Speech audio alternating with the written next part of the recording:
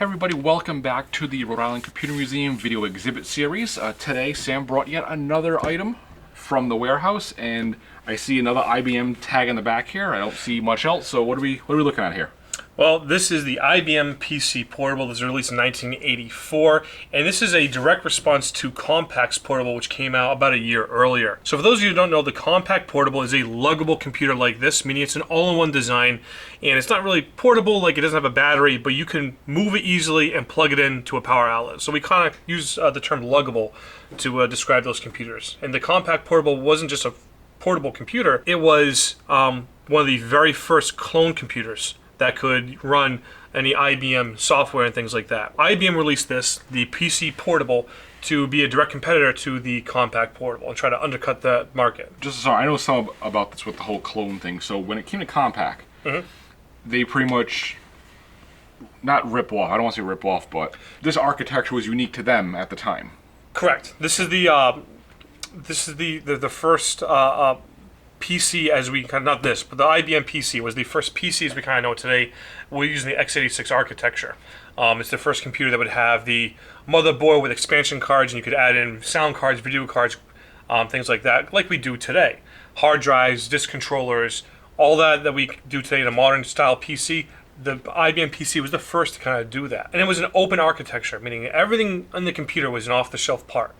They did that because they wanted third-party companies to make expansions for their PC. They want third-party companies to make software for their PC. IBM, the only thing that they really owned was the BIOS, which controlled the movement within the computer and the input outputs and things like that. They owned the BIOS code. But fair use means that companies eventually reverse engineered the BIOS.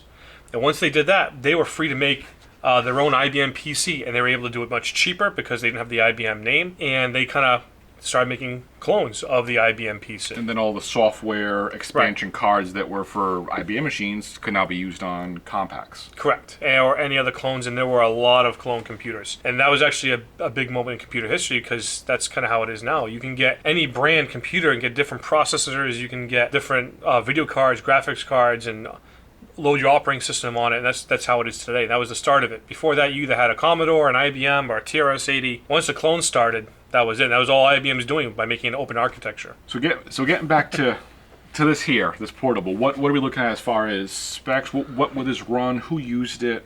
So the PC Portable is literally just an IBM PC XT class computer. It is the exact board inside this case. So they didn't like make a condensed board or consolidate anything or redesign it to fit here. They went the easiest way possible. They said, let's just take a board and we'll put the two half-height 5 1/4 inch floppy drives and a built-in CRT Amber monitor, and we'll put it in a case and sell it as a luggable. So even compared to other luggable computers, this is relatively heavy. It weighs about 30 pounds. It is an IBM XT class computer, so anything in that XT could run, this could run. And they came with about 256 to 640K of RAM, just like an XT computer would. And they're about $4,000 for $4,500 when they first came out in 1984. And unlike how we had looked at the other IBM, which is more scientific community, this one here, this is more business at this point. This is more small business.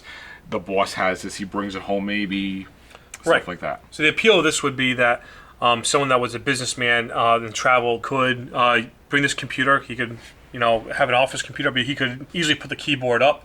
He could, pull the handle. They are heavy, but it was transportable. The side has almost like an angled wedge. These were designed to fit underneath airplane seats. I would say it looks, luggable, yes, but it literally doesn't look like luggage. Correct. Like it's the exact shape luggage would be. And so it has this angled up so that it could fit underneath your airplane seat. And that was the idea, is that this was meant for the traveling businessman to use. The good thing about the PC, the PC Portable here is that it is the same specs as a desktop computer. So there's no downside to buying something like this. Besides it being a smaller monitor and being more difficult to work on, you could bring this home and use it as your desktop computer just in case you might have to bring it somewhere. There are 8 expansion slots in this computer, just like the PC XT, but because of the condensed nature, you can only fit maybe 3 full-size cards in here. So like a big external graphics cards or a 6-pack plus memory expansion.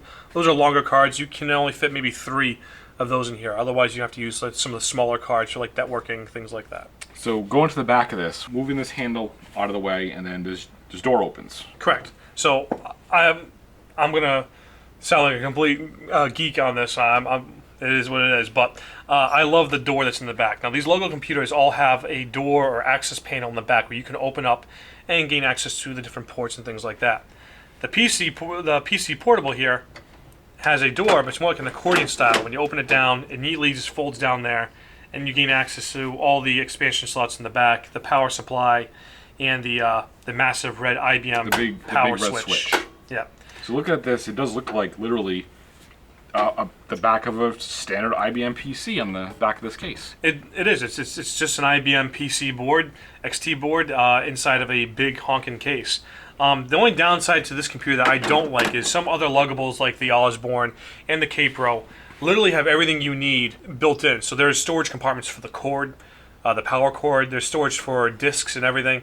And the PC Portable, there is no storage compartment for the power cord. So you would have to put in your work briefcase or your luggage or something like that. And there's no spot for storage for discs. You would have to bring something with you. I know on the Osborne there's slots on the front around the CRT that you can store discs in. So you need the Commodore SX64, there's spots for storage. Even the K-Pro, there's no door, but there's spots in the back where you can wrap your cord around and just keep it managed. This is typical IBM fashion. It's more design. Or function. Yeah, actually, well, to give it credit, I mean, it is a completely PC compatible. It is an actual PC. And some other luggables are kind of downgrading. Even the monitor actually is a decent sized monitor for a luggable computer. Some have a 9-inch screen, some have a 5-inch screen. The Osborne has a very small screen. This is a decent sized screen for a portable computer. It's about half the size width of the computer, which is relatively decent. Very nice. So a machine that, portable, take it with you, heavy, but once it was on a desk, you're kind of leaving it there for a bit. Yeah. Very interesting.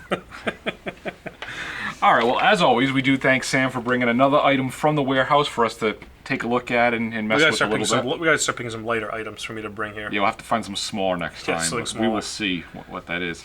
As always, guys, I do appreciate everybody stopping by, checking out one of our video exhibit series videos. This is the IBM and other ones in the past. There are many videos on the channel now to check out.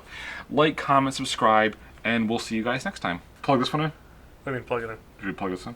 Yeah. This one works. This one won't blow up on us like the other one.